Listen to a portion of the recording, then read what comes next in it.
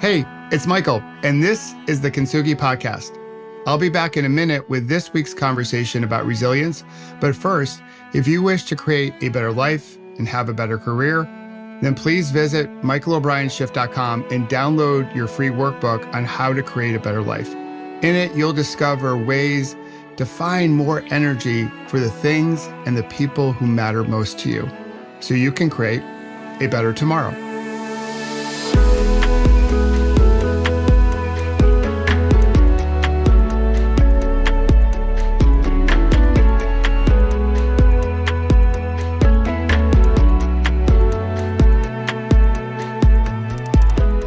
Hey there, it's Michael, and welcome back or welcome to the Kintsugi Podcast. It's time for another conversation about resilience. Today, we will travel together from forgiveness to gratitude on a 747. The story starts in the summer of 2012 in Europe. We took a family vacation there. We flew from Newark to Paris. Our first stop was Omaha Beach, Normandy. Totally awe-inspiring. I couldn't believe it. Read about it in books, but seeing it in person, a completely different experience, as you would imagine. Then we went to Basel, Switzerland to visit some friends. But before we headed back to France and to Paris to fly home, we stopped in Krakow, Poland for a private tour of the concentration camp Auschwitz by twin Holocaust survivor Eva Kor. Eva and her twin sister somehow, someway survived. Her whole family, along with the Jews of Europe, were sent there, as we know.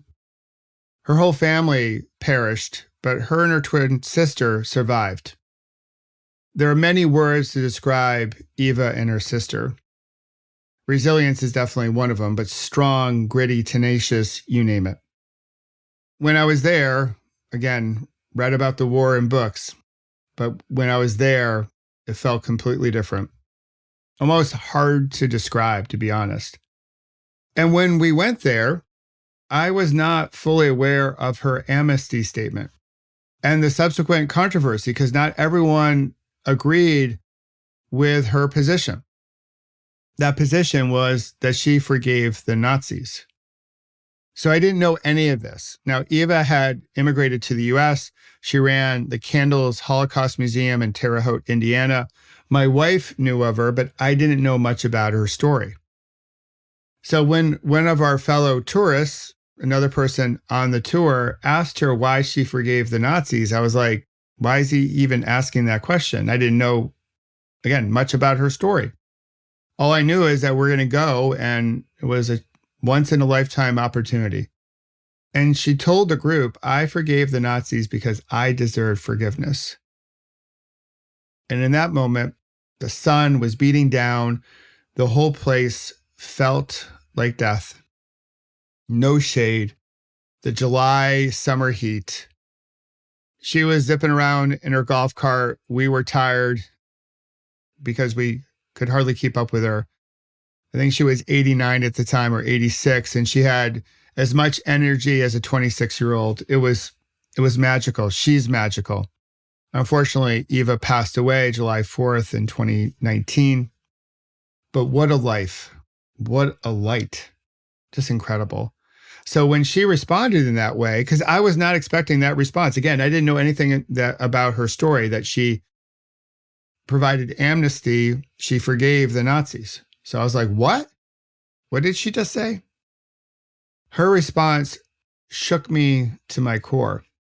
And it's a day that I hope I never forget. I hope I never forget that day. This is another thing that she shared in a subsequent video that I saw.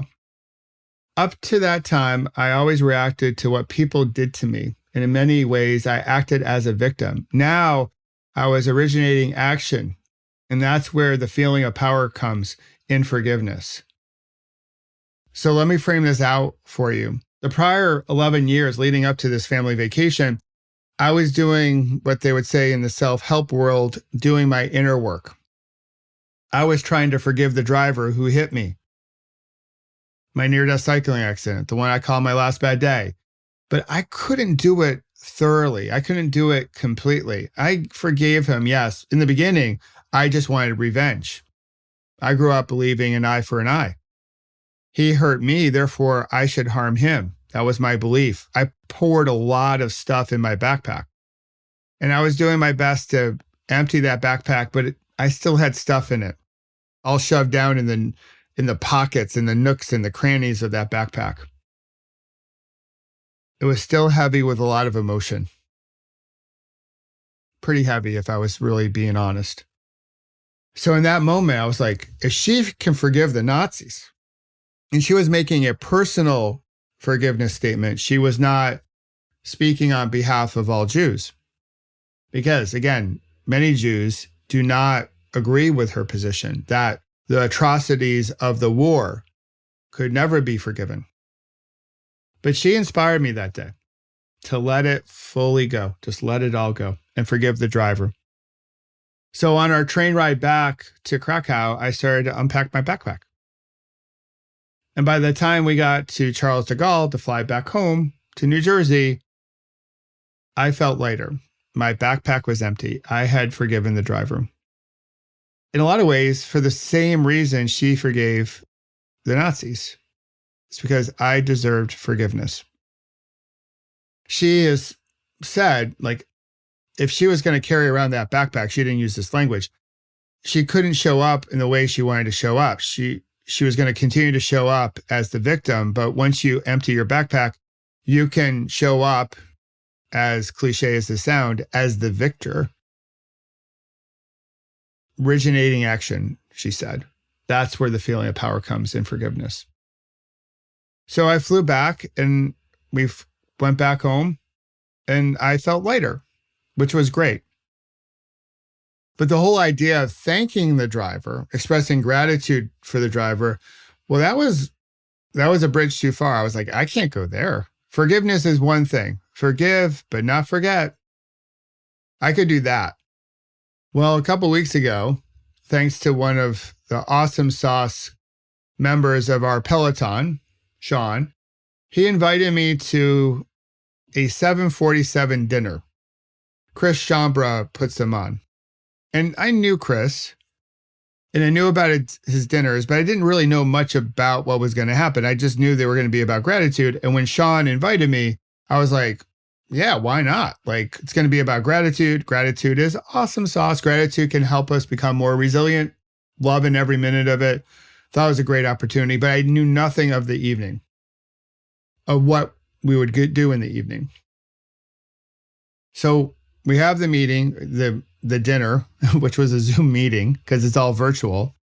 And on the second prompt, Chris asks everyone to think of someone that they've never thanked before, or someone we don't thank enough.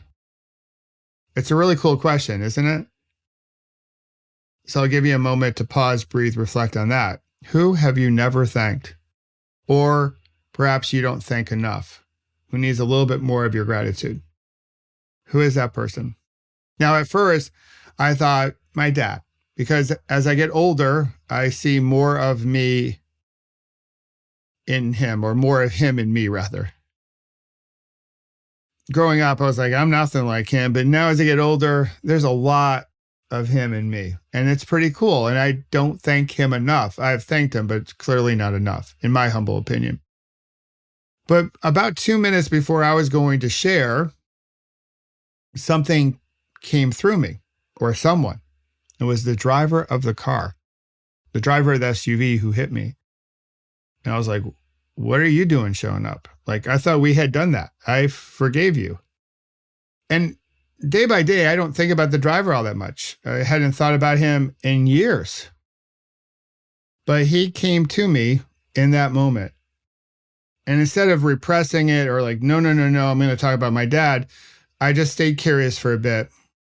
And then what bubbled up is that this thought in particular, if I can be grateful for the whole experience and the whole recovery, how my last bad day has helped me grow, the people I've been able to meet, the lives we've been able to change through the work we do, the Pause, Breathe, Reflect movement, the Kintsugi Podcast, all that. If I can be grateful for the last 20 years, why can't I be grateful for the guy who hit me, who started it all? Because without him, there is no impact, literally and figuratively.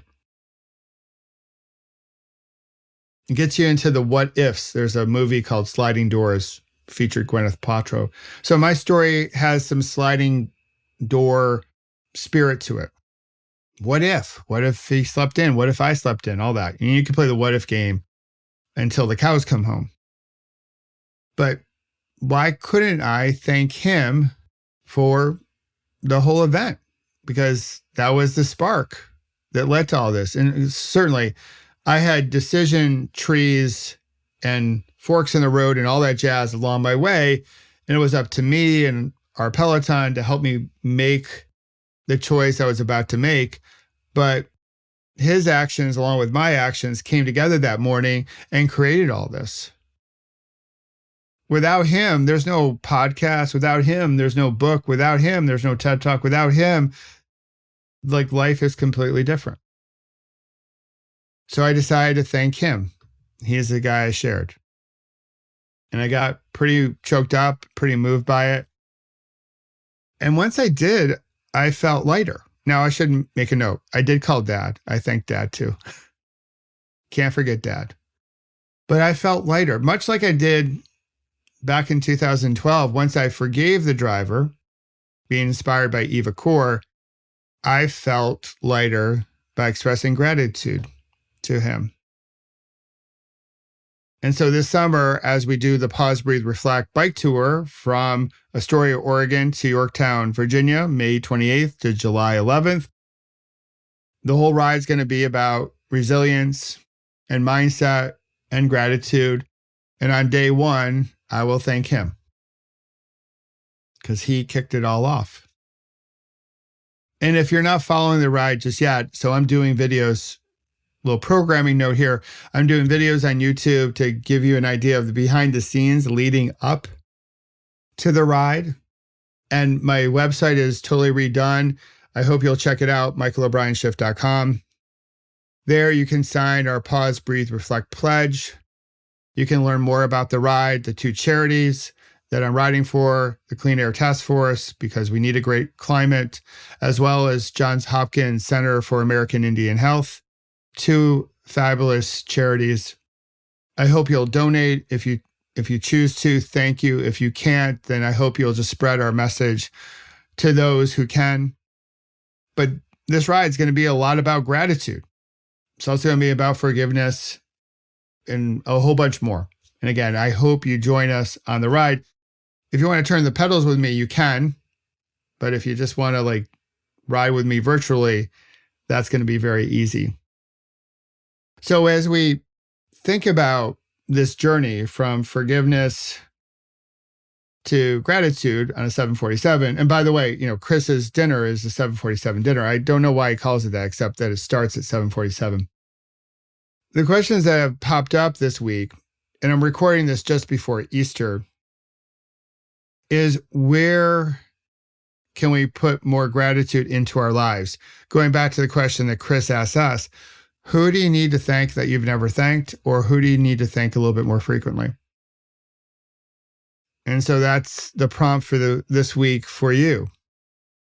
And I encourage you to go out there and thank the people that you need to thank, or the person that you need to thank. And I'll add to Chris's question, that prompt, where do you need to insert more forgiveness into your life so you can lighten your backpack, so you can show up with a different amount of energy, a different type of energy? Because both forgiveness along with gratitude can help you become more resilient. So that's the question, or those are the questions for this week. As we look to become more resilient, more agile, and more adaptable, as we continue to pedal forward on this bike ride called life that we're all on together, because ultimately we're all in one big Peloton. We are one, even though we don't care to admit it sometimes or believe this is true, but we are truly one. What ripples from me into you ripples back from you to me. And again, I hope you'll check out the ride, michaelobrienshift.com. You can also check out our new Pause, Breathe, Reflect store and get your merch for the springtime. We got new things coming. Totally excited about that. So that's it. From forgiveness to gratitude on a 747. our resilience story, our Kintsugi story for the week. As always, thanks for listening, subscribing, and sharing with the people in your life. And until next week, I encourage you to pause, breathe, reflect, so you can discover the power of forgiveness and gratitude as well. And of course, as always, have fun storming the castle. We'll talk to you next week. Bye-bye.